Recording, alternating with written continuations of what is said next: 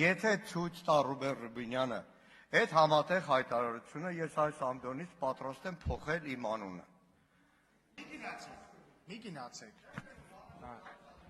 Պարոն Մանուկյան, Աստված վկա, ես չէի ուզում, որովհետև ես համարում եմ, որ Գեղամ անունը շատ գեղեցիկ անուն է եւ ձեզ շատ է սազում, բայց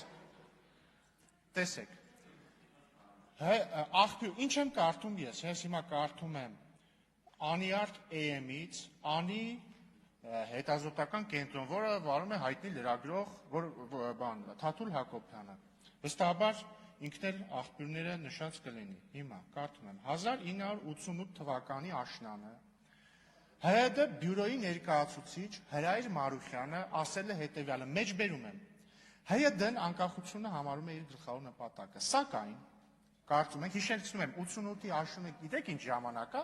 որ ասենք ես ծնված չէի, դեռ պետք է ծնվեի 1.5 տարի հետո, բայց Քոչյան Անդրանիկը, պարոն Նազարյանը, ենթադրում եմ պարոն Սուքիասյանը, մի խոշտով մեծ տարիքի մարդիկ երևի բան են, պայքարում էին անկախության համար արդեն։ Ասում է, սակայն կարծում ենք, բայց թողեք մեջբերեմ, էլի, սակայն կարծում ենք, որ անմիջապես անկախություն պահանջ ներկայացնելու հարմար ժամանակը չէ, երբ մեր ժողովուրդը ռուս ժողովրդի օգնության այդքան կարիքն ունի։ Սա հասկանալու համար պետք է գնալ Ախուրյանի ափը տեսնելու դիմացը կանգնած թուրք զինվորների բանի ավերակները։ Բայց մի վարքան 1988, այսինքն Մարուխյանը միայնակ չէր։ 1988-ի սեպտեմբերի 29-ին հայ ավանդական 3 կուսակցությունները ՀՅԴ-ն, ՌԱԿ-ը եւ ՍԴՀԿ-ն համատեղ հայտարարությամբ են հայտարարել գալիս, մեջբերում եմ հատված։ Հայաստանի եւ Ղարաբաղի արի ժողովրդին կոչ են անում, որ խուսափեն ծայրահեղական կեցվածներից, օրինակ Քոչյան Անդրանիկը, երբ որ հանրահավաքի էր մասնակցում 88 թվականի սեպտեմբերին, ծայրահեղական կեցվածքի մեջ էր։ Մի վայրկյան, շարունակում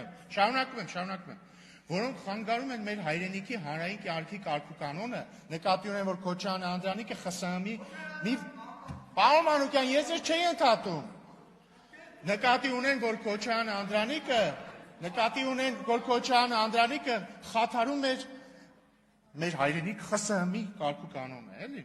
Ծանր կորուստների են ենթարկում մեր երկրի տնտեսական, արդյունաբերական, կրթական, մշակութային կյանքը, էլի։ ԽՍՀՄ-ի մշակութային կյանքի դեմ էր հանդես գալիս Քոչյան Անդրանիկը, Գեղամ Նազարյանն էլ հետը։ Եվ մնացածը վնասում են ժողովրդի վարկը, իհարկե, այ ժողովրդի վարկը վնասում էր պարոն Նազարյանը Մոսկվայի կոմունիստական կուսակցության գրասենյակի առաջ։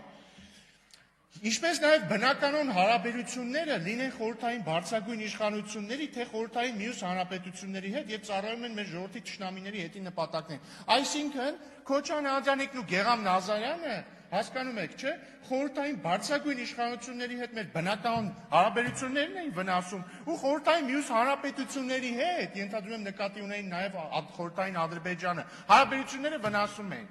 Այս սրա համար, պարոն Մանուկյան, այս է եղել ձեր կողմը, մի վայրկյան, այս է եղել ձեր կողմը լալով դեմը լալը, որ ասում է, մենք կողմ ենք անկախությանը, բայց կոչ ենք անում ժողովրդին հանկարծ խաղաղության համար չպայքարել։ Բայց պարոն Մանուկյան, ես չեմ պնդում, որ դուք փոխեք ձեր անունը։ Ես կարծում եմ ձեր անունը շատ գեղեցիկ անուն է եւ սազում է ձեզ։ Շնորհակալություն։